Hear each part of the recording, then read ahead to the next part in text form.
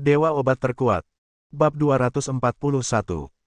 Xiao Zhao, yang berdiri di depan pintu untuk menerimanya, sudah sedikit bingung. Mengapa begitu banyak media yang datang?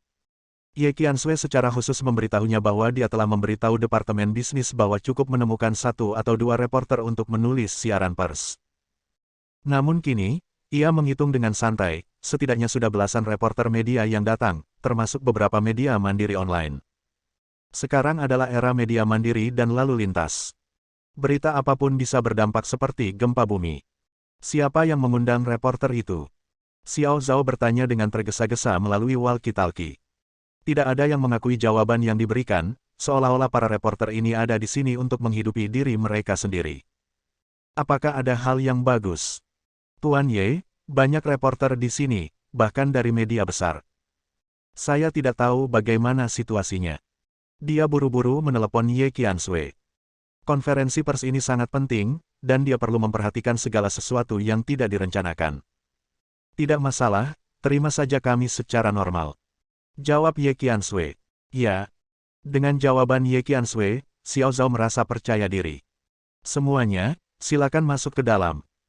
Xiao Zhao segera memberitahu orang-orang yang mengatur kursi di dalam, segera melakukan penyesuaian, dan kemudian berinisiatif menemui wartawan media, menerimanya, dan membimbing mereka ke dalam tempat tersebut.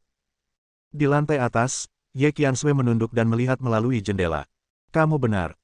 Jika seseorang benar-benar membantu kami mengundang semua media, saya khawatir itu akan menghabiskan banyak uang. Dia benar-benar yakin. Lin Yi mengatakan apapun yang dia katakan. Tampaknya apapun yang terjadi, dia akan selalu berada di bawah kendali Lin Yi. Tunggu sebentar dan ucapkan terima kasih dengan benar. Lin Yi tersenyum. Dia berdiri dan berkata, ayo pergi. Setiap orang yang datang adalah tamu. Kita tidak bisa duduk di sini sepanjang waktu. Itu tidak sopan. Ye Qianxue tidak bisa menahan tawa. Dia perlahan-lahan mulai mengenal Lin Yi sekarang.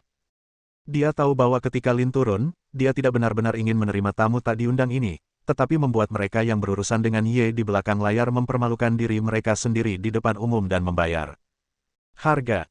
Tempatnya di bawah. Adegan berlangsung sangat meriah, satu persatu wartawan dari berbagai media sudah mengambil tempat duduknya. Saya benar-benar tidak menyangka merek kecil akan mengadakan konferensi pers sebesar itu, dan Anda bahkan akan diundang. Bukankah kamu juga di sini? Ini pekerjaan. Jika uangnya dibayar dengan baik, tentu saja kalau harus membantu orang lain mempublikasikannya. Beberapa teman dari industri media bertemu dan tersenyum serta menyapa. Menurut mereka, merek Yip tidak sebesar itu, bahkan mereka belum pernah mendengarnya sebelumnya. Pada konferensi pers hari ini, mereka pergi mencari informasi, dan baru kemudian menemukan perbedaan antara Yip dan perusahaan lain. Mereka sedikit tertarik, tapi hanya sedikit. Bagaimanapun, hari ini adalah konferensi peluncuran produk, dan itu juga hari ketika Yes mengumumkan masuknya mereka ke pasar kota provinsi. Yang terpenting tentu produk baru yang mereka luncurkan. Kalau ada kebutuhan yang lain, nanti pelan-pelan akan kita jajaki. Su Huan sedang duduk di kursi tamu. Dia benar-benar tamu tak diundang. Tidak mungkin Ye mengundangnya, tapi dia pasti akan datang dan duduk di posisi yang paling mencolok sehingga Ye Qianxue dan Lin Yi bisa melihatnya. Ye Qianxue ada di sini, aku tidak sabar. Su Huan menyipitkan matanya dan melihat ke stan, menunggu pertunjukan dimulai. Dia melirik ke waktu dan melihat bahwa masih ada 5 menit lagi. Sudah hampir tiba, dan dia akan segera melihat lelucon Ye dan Ye Qianxue berdiri dengan canggung di mimbar, tampak malu dan tidak berdaya. Su Huan sangat gembira hingga dia tidak bisa duduk diam. Dadada. Di kejauhan, suara sepatu hak tinggi terdengar. Su Huan menoleh dan melihat ke atas. Di sebelahnya, pengemudinya memang Lin Yi. Sialan supirnya. Melihat Lin Yi, Su Huan memikirkan 2 tamparan yang diterimanya. Dia belum menyelesaikan masalah ini dengan Lin Yi. Memikirkan hal ini, Su Huan mengangkat telepon.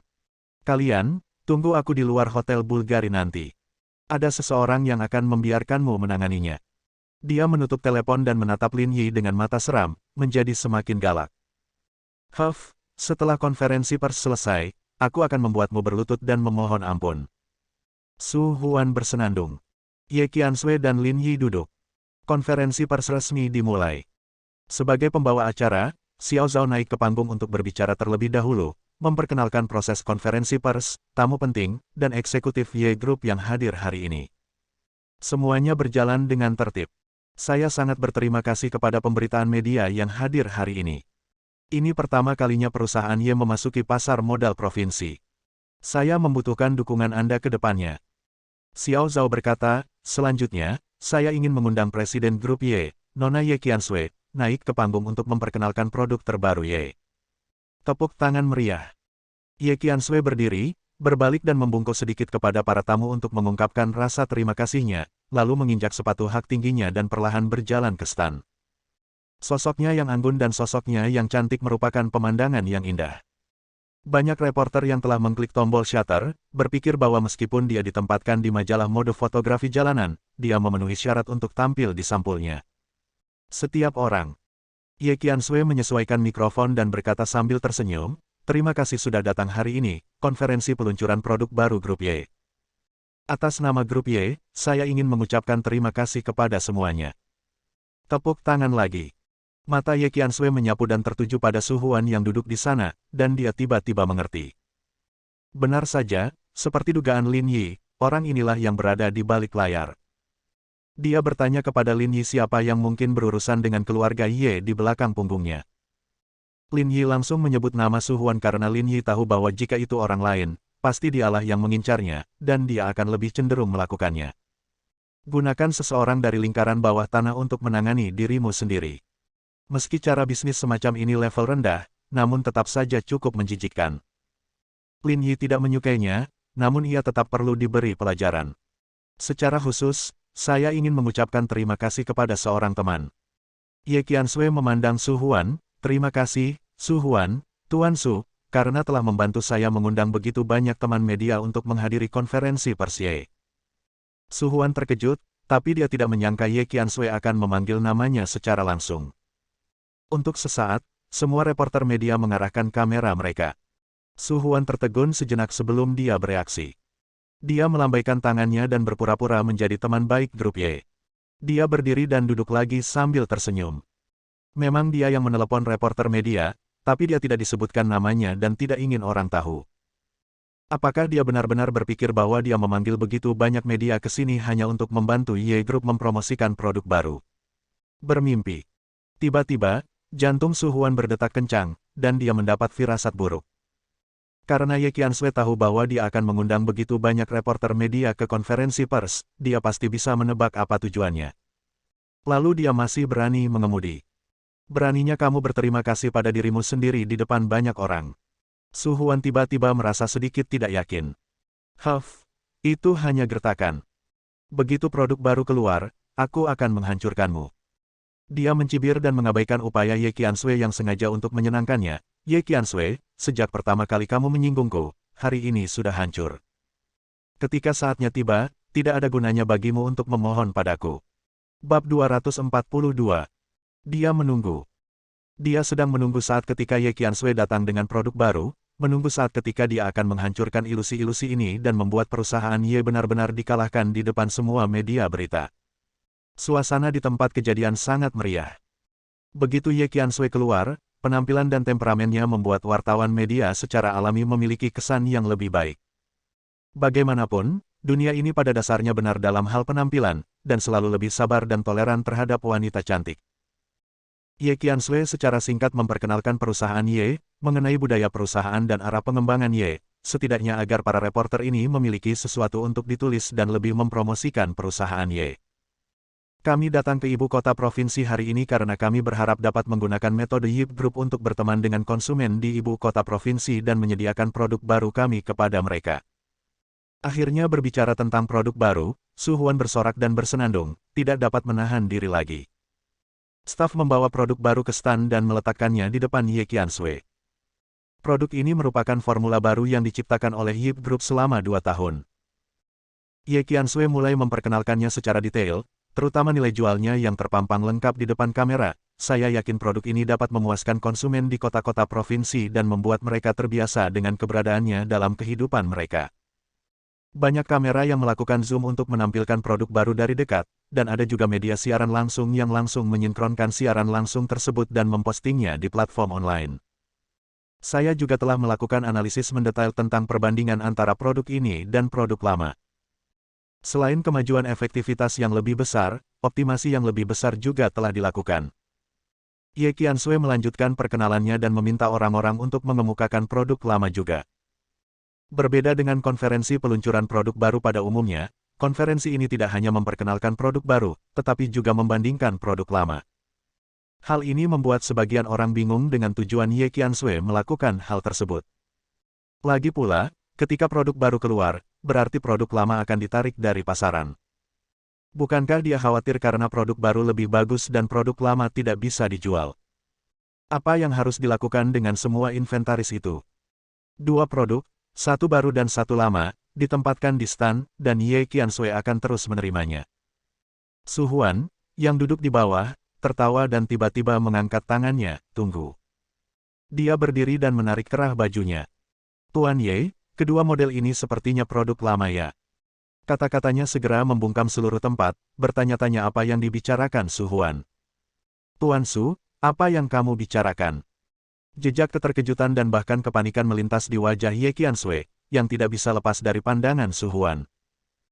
Hanya Lin Yi, yang duduk di sana dan tidak repot-repot berdiri sama sekali, diam-diam memuji kemampuan akting Ye Qiansui, yang telah membuat kemajuan besar dibandingkan masa lalu. Maksudku, kedua produkmu benar-benar sama. Su Huan menghela nafas, kita semua berteman. Saya juga berharap Yas dapat berkembang dengan baik dan memasuki pasar yang lebih besar di ibu kota provinsi. Tapi Anda berbohong kepada saya dan saya benar-benar tidak bisa menerimanya. Dia memulai dan berjalan langsung ke stan. Semua pengambilan gambar dialihkan ke Su Huan. Baru saja Ye Qiansui berinisiatif mengucapkan terima kasih kepada Su Huan dengan namanya, tapi sekarang Su Huan merusaknya.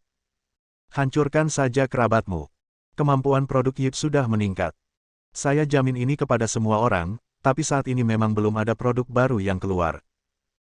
Su Huan melirik ke arah Ye Qiansui, cahaya kejam melintas di matanya, terutama saat melihat wajah Ye Qiansui, yang menunjukkan sedikit kepanikan, yang membuatnya merasa lebih bangga.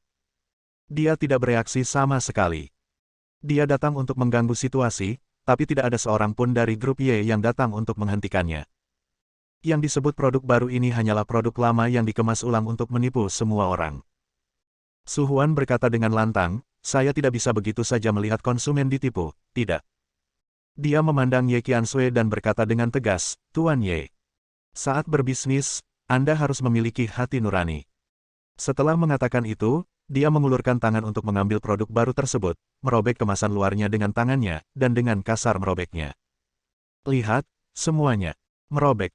Paket itu dirobek oleh Su Huan, tetapi di dalamnya kosong. Itu bukan paket lama yang dia sebutkan. Bagaimana ini bisa terjadi? Su Huan tertegun sejenak. Semua kamera menangkap perubahan ekspresi wajahnya. Di mana kemasan lamanya? Dia mengambil kembali produk lama itu dan merobeknya dengan kasar, namun masih kosong.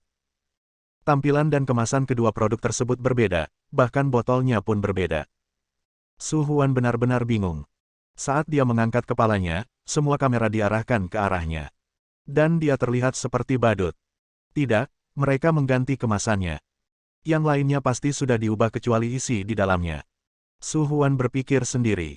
Saat dia hendak melanjutkan berbicara, Ye Qiansui tiba-tiba tertawa.